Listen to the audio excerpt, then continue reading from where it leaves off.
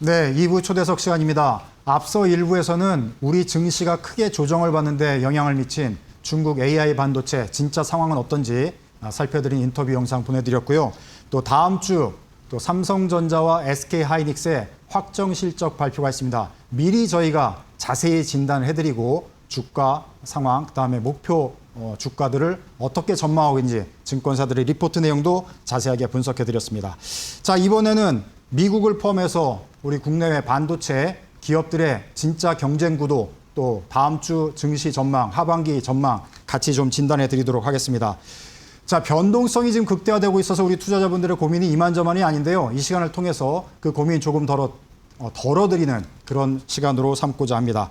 자, 오늘 도움 말씀 위에 전병서 중국경제금융연구소장님 나오셨습니다. 네. 안녕하십니까?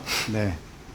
자, 이쪽 분야 한국의 최고의 전문가분이신데요. 자, 간단하게 먼저 오늘 지금 조금 전에 증시가 마감되지 않았습니까? 사실 오늘 증시 생각보다 제 개인적인 생각보다는 많이 좀 떨어진 것 같아요.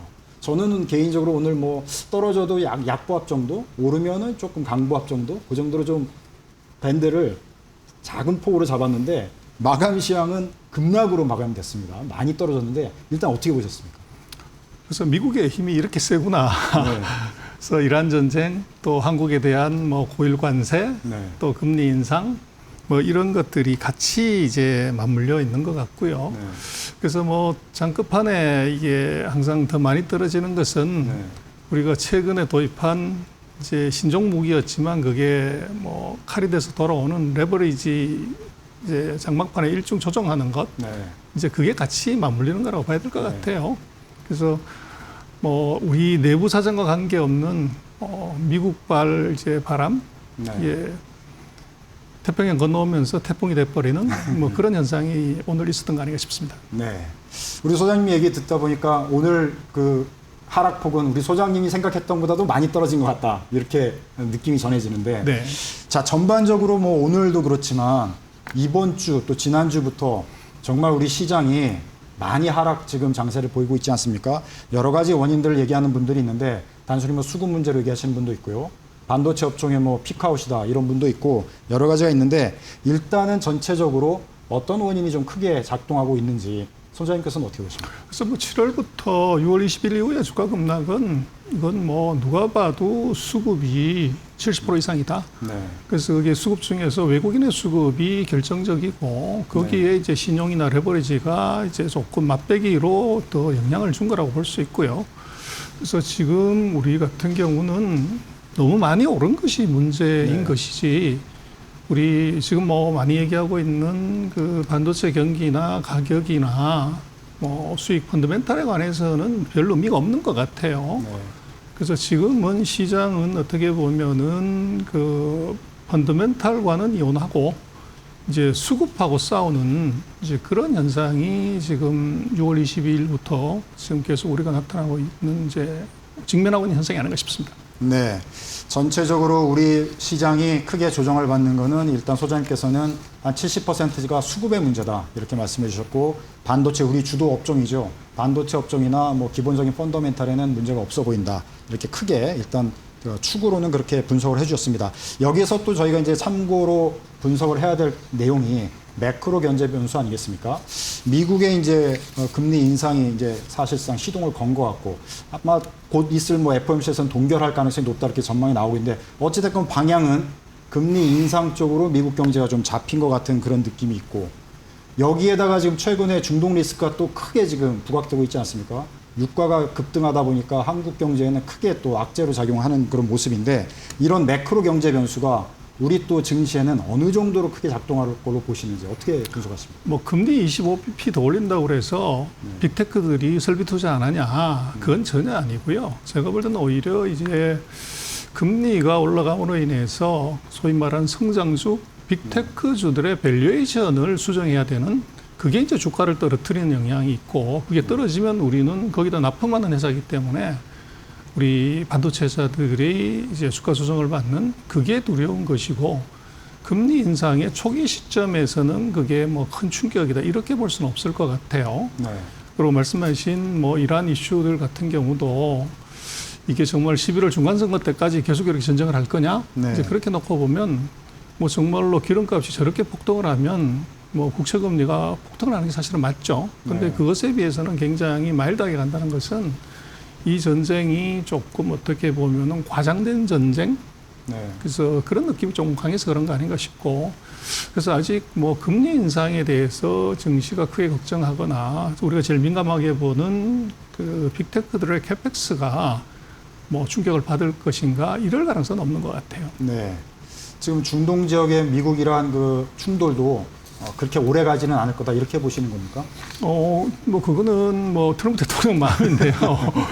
워낙 발언들이 지금 더 세지고 있어가지고요. 그래서 이제 당초에는 빨리 끝내서 중간선거에 도움을 네. 이제 받자고 한 것이 원래 전략이었다가 이 전략을 바꾼 것 같아요. 네. 그래서 이것을 세게 때려 부셔서 힘을 보여주자 이렇게 전략을 좀 바꾼 것 같아요. 네. 근데 그게 맞으면 좋겠지만 네. 문제는 그 사회주의 국가도 그렇고 독재가 오래된 나라들은 고통의 양으로 평가하면 안 되고 네. 고통의 인내력이 어느 정도 있냐를 봐야 되는데 네. 뭐 이란도 40년 가까운 독재를 했잖아요. 네. 뭐 북한도 그렇고 네. 이게 정말로 경제적으로 보면 바로 죽을 것 같은데 막으면 네. 그렇게 가는 이유는 이게 인내력이 있다는 거죠. 네. 그래서 트럼프 대통령의 저런 이제 뭐 과격한 공격은 성공 못하는 실패 확률 그리고 중간 선거에서 완전히 이제 어떻게 보면 말아먹는 그런 구조의 느낌이 슬슬 이제 나는 것 같아요. 네. 자, 그래서 이제 국제유가 상황이 지금 상당히 우려되는 상황인데 그 중동 무력 충돌 그 상태를 계속 지켜봐야 될 것 같고요. 자, 앞서 저희가 이제 삼성전자, SK하이닉스 다음 주에 있을 실적 미리 브리핑을 한번 해드렸는데 기업별로 나눠서 좀 살펴보도록 하겠습니다.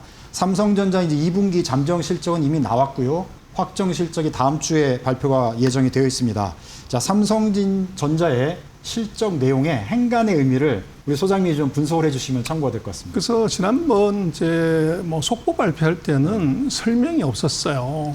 그래서 이제 뭐 선생님이 제목만 써주고 네. 강의를 안 했기 때문에 뭔 얘기하는지 몰라가지고 불안스러웠는데 이번에는 CFO들의 이제 코멘트가 나올 거예요. 네. 그래서 지금 뭐 삼성전자 실적은 사상 최대인 건 알겠는데 중요한 것은 HBM일 것 같아요. 네. 그래서 지금 HBM에서 하이닉스에 밀려가지고 고전했던 삼성이 HBM4에서는 지금 애플한테서 이제 뭐 승인을 받았다. 네. 그리고 주문이 쇄도한다. 그런데 그 부분에 있어서 그 약점을 얼마나 보완을 했는지, 주문 네. 얼마 받았는지 그게 이제 중요한 관점의 포인트가 될 것 같고, 그리고 지금도 디램 가격이 올라가고 있어요. 네. 근데 그것이 이제 꼭지쳤다. 이런 이제 애널리스트의 뷰들이 많기 때문에 그것에 대해서 기업의 입장에서 어떤 얘기를 하는지가 이게 굉장히 중요한 이제 가이드라인이 될 것 같아요. 네.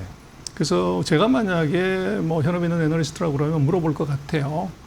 3분기에 가격이 지금 네. 18% 간다고 이제 기관들이 예측을 하는데 그보다 네. 더 위로 갈 가능성이 있냐? 네. 이걸 이제 물어볼 것 같은데 결국은 지금 삼성 같은 경우는 사실은 프로덕트 믹스를 어떻게 조절하냐. 그래서 지금 네. 생산 캐파는 정해져 있기 때문에 HBM이 지금 성공해서 비중을 많이 늘린다 그러면 이게 범용 D램은 생산량이 줄어야 돼요. 그래서 네. HBM은 뭐 범용에 비해서 웨이퍼를 한 3배, 4배를 더 많이 쓰기 때문에 네. 그렇게 되면 정말로 HBM이 좋아가지고 가격이 좀 올라간다 그러면 HBM 포션을 늘려버리면 범용의 가격도 같이 올라가 버리는 그래서 네. 수요와 상관없이 우리가 이게 가격을 올릴 수 있는 룸이 있어요. 그래서 네. 삼성전자 같은 경우는 그 두 가지 포인트가 아마 이번 큰 콜에서 가장 이제 주목할 사항인 것 같고 네.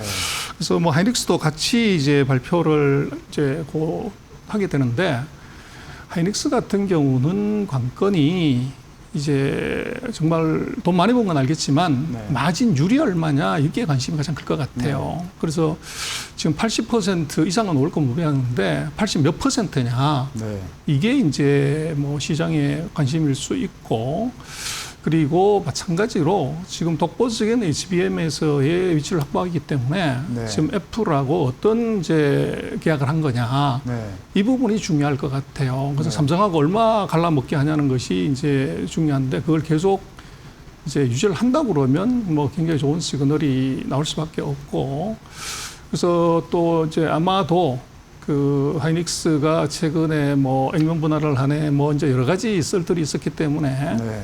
그래서 투자가들 입장에서 이제 도움이 될 만한 것들에 대한 Q&A가 나올 것 같아요. 네. 이제 거기에 대해서 회사가 어떤 스탠스로 얘기를 하는 건지 그게 굉장히 중요하지 않겠나 싶습니다. 네. 자, 다음 주에 예정이 돼 있는 삼성전자와 SK 하이닉스의 확정 실적 발표 내용 어떤 것들을 유념해서 봐야 되는지 말씀해 주셨는데, 자, SK 하이닉스 이제 마진율 80%, 영업이익률이 그 정도 되는지 그거를 좀 유심히 볼 필요가 있다. 이렇게 말씀해 주셨습니다. 그 삼성전자 같은 경우는 사실은 제가 또 개인적으로 궁금한 게, 우리 소장님 보실 때 영업이익이 89조가 이제 넘지 않았습니까? 잠정 실적으로. 그거를 적정 수준으로 보셨는지 아니면 그것 예상보다 좀 높게 개인적으로 보셨을 때 어느 정도로 보셨습니까? 잠정 실적 나왔을 때? 글쎄요, 뭐 저는 그게 뭐 예측이 필요가 없는 것이 아마 3분기도 4분기도 사상 최대일 거예요.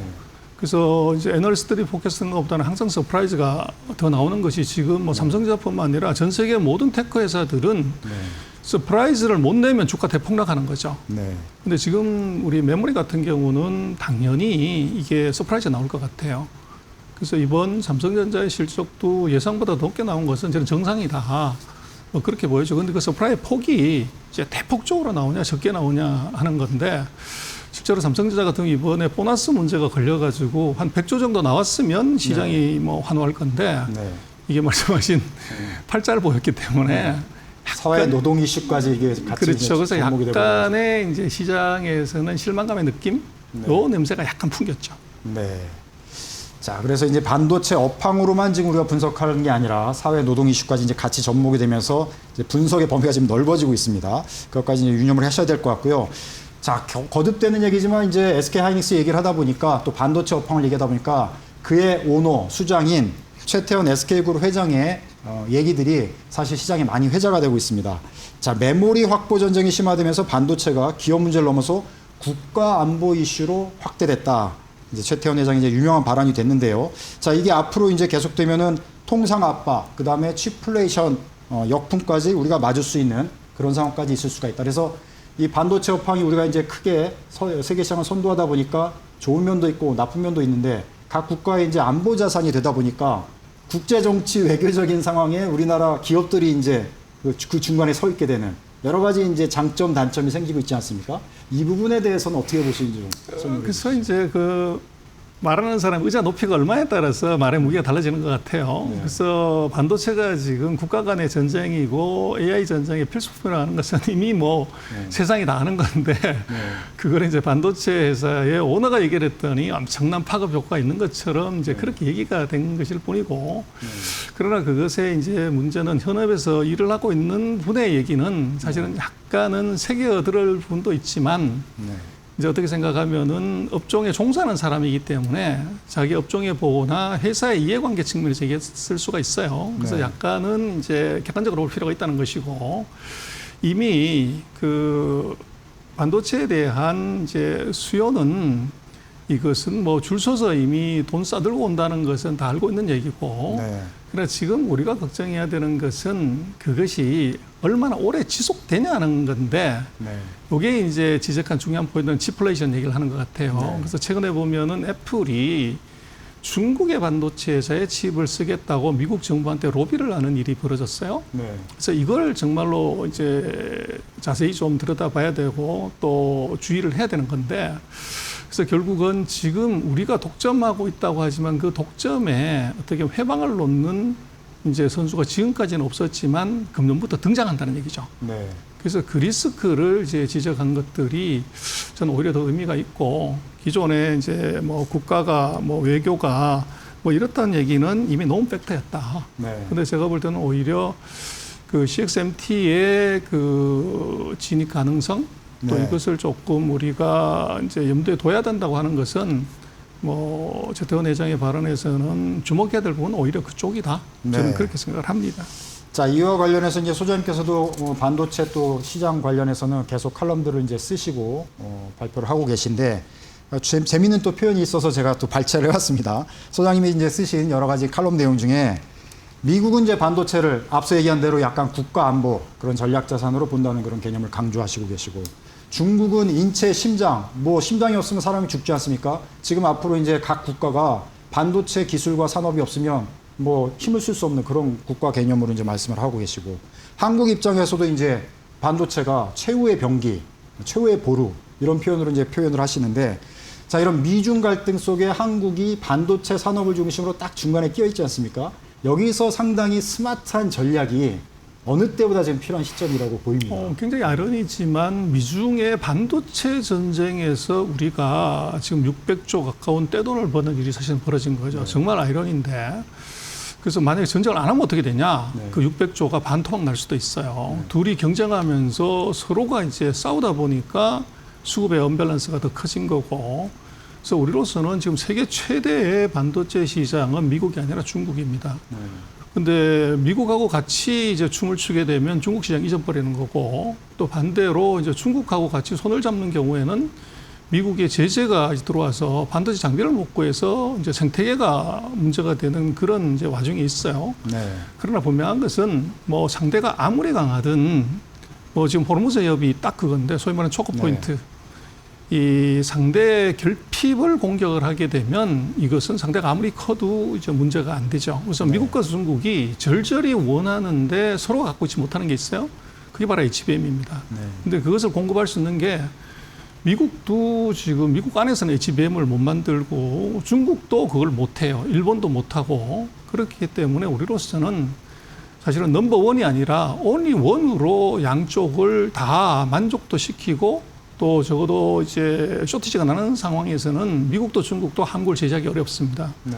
그래서 우리로서는 정말 천행이 지금 온 건데 문제는 이것은 이게 몇 년을 지속하냐가 중요해요. 네. 그래서 이건 뭐 정말로 40년 만에 반도체 산업에서 온 정말 행운이 떨어진 건데 운을 실력으로 바꾸는 것이 중요하고 지금 여기서 우리가 떼돈 벌었다 뭐 이렇게 하는 것은 별로 중요하지 않은 것 같아요. 네. 그래서 지금 제일 중요한 것은 이제 뭐 미국의 마이크론이 캐치업하고 있고 중국의 이제 CXMT나 YMTC가 정말 목숨 걸고 달려오기 때문에 네. 지금 보여주고 있는 한 세대 또는 이제 두 세대 반의 격차를 이거를 그대로 유지하는 것도 사실 쉽지 않아요. 네. 근데 이것의 격차를 조금 더 벌리는 노력, 돈 600조 받아가지고 뭘 할래? 벌어가지고 다 쓰고 치우자, 나눠 먹자. 이게 아니라 그 돈들이 없었던 돈이기 때문에 이게 지금 뭐 두 세대, 한 세대의 격차를 네 세대로 옮겨버리면 어떻게 되냐? 그럼 다음 반도체 사이클에서는 우리가 6천조를 볼 수 있는 폐가 나올 수 있어요. 네. 그래서 지금은 그런 쪽에 정말로 이 호황감을 더 유지시킬 수 있는 전략 구조를 짜는 것이 우리한테 너무 중요한 것 같습니다. 네. 상당히 지금 중요한 시점에 와 있다 이렇게 그렇습니다. 말씀을 하시는 거고요. 자, 그럼 투자자 입장에서도 사실은 굉장히 지금 어렵습니다. 이게 뭐 산업 경제로만 보는 게 아니라 계속 앞서 말씀드린 대로 국제 정치적인 특히 미중 간의 갈등 속에 한국 반도체 산업이 끼어 있기 때문에 일종의 이제 국가 대항전 속에 보조금 문제도 있고 지정학적 여러 가지 리스크들도 같이 맞물려 있지 않습니까? 투자자들 입장에서는 이런 상황을 어떻게 지혜롭게 보면서 시장이 임하면 좋을지 그런 방면으로 좀 조언을 주시면 참고가 될 것 같습니다. 그래서 이제는 뭐 전 국민이 반도체 전문가가 된 것 같아요. 식당에 가도 카페에 가도 다 반도체 얘기하고 HBM 얘기를 하는데 그래서 지금 그 사이에는 사실은 반도체에서 보조금을 얼마나 주냐가 이게 중요했어요. 근데 지금 우리 같은 경우는 보조금은 전혀 문제가 안 되는 미국이 얼마 주냐 60조? 그까이 거 이렇게 돼버린 거죠. 600조를 우리가 버는데 그래서 지금 이 보조금 이슈는 이미 끝난 것 같고 이제 정말로 이것은 이제 진짜 이런 그대로 우리가 기술 경쟁력, 기술 경쟁력을 해결하는데 이번에 사실은 우리가 600조를 번 것은 기술 경쟁력 때문에 사실 번 게 아니에요. 네. 그래서 작년 뭐 초만 해도 이대로 가면 한국의 대표적인 반도체 회사가 망한다 이런 얘기 넘쳐났었잖아요. 네. 근데 갑자기 8월 달부터 디램 가격이 1불 30에서 40불까지 그대로 올라갔다고요. 네. 그럼 그 사이에 한국의 반도체 회사들이 생산 캐파를 늘렸나? 신제품을 개발했나? 신기술을 개발했나? 전혀 그렇지 않아요. 네. 그런데도 돈을 그렇게 번 이유는 태풍이 불어왔을 때 거기에 서 있었던 거죠. 네. 그래서 지금 우리로서는 그게 이제 40년 만에 한 번 온 이제 운인데 이게 우리 실력이라고 착각하면 큰일 나는 거고 지금 투자가들 마찬가지로 뭐 600조 버는 건 당연한 일이야. 이렇게 생각하는 것은 미스언더스탠딩입니다. 네. 그래서 이것이 태풍이 이게 언제 끝나면 지금은 뭐 돼지가 날아다니는 거 보셨습니까? 근데 지금은 돼지가 날아다니는 하늘 나는 그런 정도의 상황이라고 봐야 되고 그래서 그것이 떨어질 때를 이제 생각을 해야 되는 거죠. 그래서 우리로 봐서는 지금 우리한테 주어진 이제 최근 한 1년간의 상황은 이건 굉장히 애버노멀한 상황이라고 봐야 되는 것이지 우리 실력이다. 이렇게 보면 안 된다는 겁니다. 그래서 그 태풍이 멈출 때 정말로 수영장에서 이제 물 빠져버리면 누가 이제 수영복 안 입고 수영했는지가 드러나는 시점이 온다는 거죠. 네. 그래서 우리로서는 조금 그걸 상정하고 지금 투자에 임해야 되고 또 시장 상황들을 조금 봐야 될 것 같아요. 네. 전체적으로 큰 위기 요소, 태풍이라고 이제 표현해 주셨는데 그런 시기가 올 수가 있기 때문에 그런 것들을 대비하면서 염두에 둬야 된다. 이렇게 말씀해 주셨는데 그 태풍 중에 하나를 지금 대부분의 사람들은 중국 AI 반도체 기술력, 뭐 그쪽의 상품, 상용화되는 상품 이런 것들을 한 요소로 보고 있는 것 같은데 앞서서 저희가 그래서 문샷 AI의 그 키미 K3에 대해서 그 찐닝 연구원의 얘기까지 좀 전해드리긴 했는데 자, 지금 중국의 AI 기술이 미국을 상당히 위협하고 있고 뭐 오히려 곧 넘어가는 거 아니냐 이런 우려까지 나오면서 실제 우리 증시에도 그게 영향을 미치고 있고 우리 반도체 납품 관련 시장에도 상당히 영향을 미칠 걸로 보고 있지 않습니까? 이 부분에 대해서는 어느 정도로 격차로 보시는지 어떻게 보셨습니까? 그래서 격차는요 여전히 큽니다. 저 중국은 HBM3, 4 아직 못 만들고 있고요. DDR5도 이제 EV를 써야 되는 원시 레벨을 못 하고 있어요. 격차가 여전히 있고 커요. 네. 근데 문제는 뭐냐 그러면 이 없으면 이 몸으로 사는 기술을 이제 만들었다는 거죠. 네. 그래서 지금 그 키미든 뭐 딥시크든 간에 이게 한 것의 의미는 뭐냐 그러면 하웨이가 만든 칩을 여러 개를 연결해서 전력 무지 먹고 데이터 센터 뭐 엄청 커지는 그걸 통해서 이게 가성비 모델을 만든 거예요. 네. 근데 이것의 의미는 이 반도체 기술 격차는 이건 있지만 그 덜 떨어진 이 반도체를 모아서 연결해서 이걸 미국 수준, 엔비디아 수준의 칩을 만드는 클러스터링 테크놀로지를 이걸 만들었다는 것은 이건 별개 문제예요. 네. 그래서 지금 우리가 주목해야 되는 것은 성능 떨어지는 반도체를 가지고서 이 미국 수준의 AI를 만드는 소프트웨어 기술을 이거를 더 높게 평가를 해야 되고 그렇다고 해서 이게 계속 갈 수 있냐? 그렇진 않아요. 그리고 지금 키미 같은 경우도 그거 발표하는 순간에 이제 미국 주가 다 떨어졌는데 그게 뭐 중국 반도체 실력이 높거나 기술력이 높아서 그런 게 아니고 핵심 포인트는 중국 반도체 실력이 아니라 미국 빅테크들이 투자 모델을 바꿀 수 있는 가능성이 있다는 거죠. 지금까지는 미국은 초고성능 칩을 갖고서 초고성능 모델을 만드는 것이 이제 에브리싱이었고 돈 집어넣어서. 근데 그게 아니라 지금은 이제 캐시플로우가 빵꾸가 나는 상황이니까 이 중국처럼 싼 칩을 가져다가 이게 효율화를 해서 이게 모델도 만들 수가 있겠네? 그러면 이게 이 저성능 칩을 갖고서 고열을 하는 모델로 투자 모델을 바꿀 수 있는 가능성이 있다는 거죠. 그렇게 되면 미국의 반도체 회사, 한국의 반도체 회사가 다 충격받을 수 있다는 게 키미 등장한 날 미국 반도체 주가가 다 폭락한 이유는 바로 그거예요. 그래서 기술 격차는 당연히 존재하는데 중요한 것은 미국의 반도체 회사들이 지금까지 해왔던 1등만 하면 된다 하는 것이 비용을 적게 들이고 1등을 할 수 없을까라는 이 투자 패러다임이 바뀌게 되면 이것은 이제 반도체 회사는 큰 충격이 오는 것이고 그게 핵심이고요. 지금 중국의 반도체 회사의 추격은 간격은 5년 전, 3년 전, 1년 전에 해서 점점 줄어드는 건 분명하지만 핵심이 바로 EUV 장비입니다. 그래서 5나노 이상의 칩을 가져가거나 10나노 초반대의 D램을 만들려고 하면 반드시 이거 EUV 장비가 있어야 되는데 이걸 미국이 막아준 거죠. 그래서 이것이 해결되지 않은 상황에서는 앞으로 적어도 한 사이클, 한 4년 정도 시간에서 중국과 한국의 반도체의 기술력의 차이는 그대로 유지될 수밖에 없습니다. 그러나 AI에서는 그게 아니고 그건 반도체 얘기고 그런 이제 성능 떨어지는 반도체를 갖고 이것이 알고리즘을 소프트웨어를 업그레이드해서 수준을 맞춰버리는 이제 그 가능성은 있다는 거죠. 그런데 그것을 미국도 베껴가지고 그렇게 간다고 하면 우리 반도체 수요가 잠재적으로 줄어들 수 있는 가능성 분명히 있다. 그래서 중국이 반도체 실력이 높은 것이 아니라 이 알고리즘을 갖고서 성능을 높이는 타산지석의 모델로 미국이 쓸 수 있다는 거죠. 그게 무섭습니다.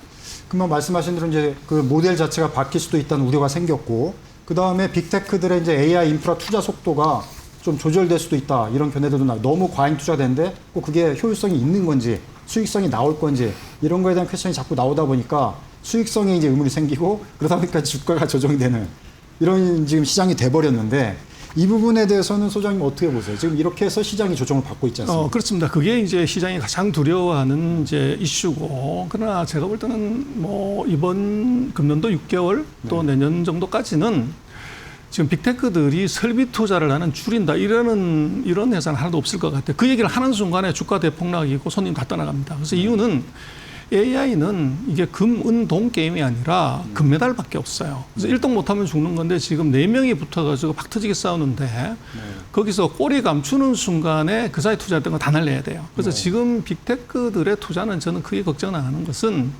이것은 연끌 투자다. 우리 집 살 때 뭐 연끌하듯이 있는 돈 없는 돈 다 끌고서 지를 수밖에 없는 구조적인 시스템이기 때문에 캐펙스를 뭐 줄인다거나 이럴 가능성은 없는데 문제는 금리가 올라가고 이게 현금 흐름이 안 좋아졌을 때, 그리고 지적하신 것처럼 투자사들이 돈 언제 버니? 이제 여기에 대한 의구심을 갖고서 압박을 할 때 그때는 이제 줄 수밖에 없는 구조죠. 근데 그것이 적어도 6개월에서 1년 타임 호라이즌에서는 그렇게 만약에 하는 액션을 보이는 회사들은 뭐 손님 다 떠나기 때문에 그럴 가능성은 없다. 그래서 그곳의 얘기를 지금 이제 이달 말까지 하고 있는 빅테크들 2개 남은 회사들의 이 컨콜에서 아마 답을 줄 것 같아요. 네. 시간이 그냥 금방 지나가 버려가지고요. 역시 이제 우리 투자자분들이 가장 궁금해하는 것은 지금 조정을 받고 있는데 우리 그 시장의 주도주는 반도체 업종이지 않습니까? 다시 반도체 업종이 주도주로서 지금 침체되는 우리 시장을 다시 끌고 견인해서 올라갈 수 있는지, 전고점도 돌파할 수 있는지 이거거든요. 어떻게 보십니까? 그래서 전고점까지는 뭐 생각을 해봐야 되고요. 그러나 지금 시기는 결국은 이제 수급의 이슈가 가장 크고 그 수급의 이슈하고 펀더멘털 이슈는 이달 말 다음 달 초까지에 나오는 빅테크들의 컨콜에서 답을 줄 것 같아요. 그때까지는 이제 관망을 해야 되고 거기서 이제 네거티브한 뉴스가 더 이상 나오지 않는다고 하면 이것은 충분히 맞는 가능성이 있다. 그래서 핵심은 빅테크들이 아니라 그 오버베이트한 이제 해외 기관 투자가들의 물량 줄이기가 그게 우리한테는 지금 핵심인데 지금 오늘 24일까지를 놓고 보면 전체 물량의 한 70에서 80% 정도는 털렸다. 그렇게 이제 많이 보는 것 같아요. 그래서 한 25% 정도가 남아있고 이것이 정리가 되고 나면 그래서 뭐 반도체가 반등 가능성은 충분히 있다. 뭐 그렇게 볼 수 있을 것 같습니다. 네. 자, 변동성 장세로 지금 상당히 불안해하는 이제 투자 시장인데요. 끝으로 뭐 한 50초 정도 핵심 리스크 관리 조언 마무리 발언으로 부탁드리겠습니다. 그렇죠. 뭐 이게 과잉 유동성의 시대가 끝난 것도 아니고 그리고 레버리지가 이게 끝난 것도 아니고요. 그래서 지금 같은 경우는 이게 싸다고 해서 사는 타이밍도 아니고 비싸다고 해서 지금 다 털어내는 상황도 아닌 것 같아요. 그래서 지금 포트폴리오를 잘 관리를 하면서 이달 말 다음 달 초까지는 이제 예리하게 관망의 자세로 가는 것이 이제 맞지 않는가. 그래서 최태원 회장이 얘기한 그 표현이 지금 같은 장세에서는 딱 맞는 얘기 아닌가 싶습니다. 유지해라. 사고 팔고 너무 단기간에 움직이는 게 좋지 않다. 이제 끝으로 이렇게 말씀해 주셨는데요. 자, 시간 관계상 여기까지 듣도록 하겠습니다. 네, 고맙습니다. 나와주셔서 감사합니다. 자, 지금까지 전병서 중국경제금융연구소장님과 함께 반도체 시장, 업황, 진짜 정보, 진짜 상황이 어떤지 자세하게 진단을 해드렸습니다. 자, AI 시대는 거스를 수 없는 대세인데요. 자, 누가 기술을 선도하냐에 따라서 시장이 변동이 있을 수밖에 없습니다. 하지만 우리 기술과 우리의 공급력을 믿고 일단은 시장을 지키면서 보시면 또 좋은 기회가 있지 않을까 이런 생각을 해보게 됐습니다. 자, 이번 한 주도 고생 많으셨고요. 다음 주도 저희가 진짜 경제 정보로 여러분을 찾아뵙도록 하겠습니다. 시청해 주셔서 고맙습니다.